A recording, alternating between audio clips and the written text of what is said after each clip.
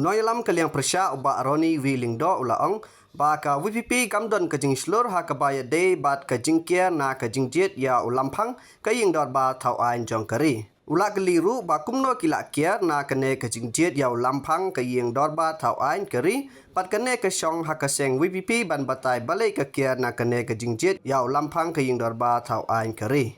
Not only the Congress that suffered a setback, all the political parties suffered a setback. So I think people want to try out this new thing.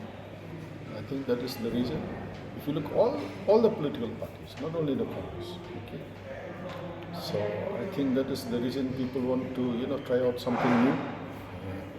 And then I think they've given them a chance. But then I think sad to say that it seems this party doesn't have the courage of conviction. Either you're for or against, but you cannot be, neither there nor here. So you must have the courage of conviction. Now, election of the speaker. How can you abstain from election of the speaker?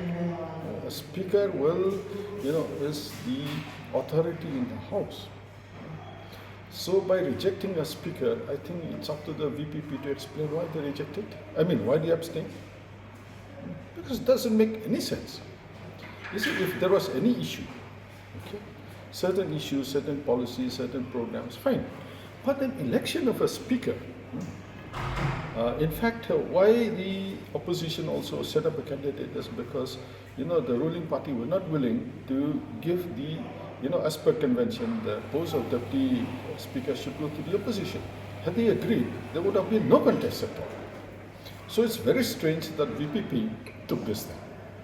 So a lot of people are confused. People are, not only confused, people, what to say? I don't know the right word for it. But you have to take a stand. Even when it comes to any policies, any laws, you have to take a stand. Either you support or you don't support.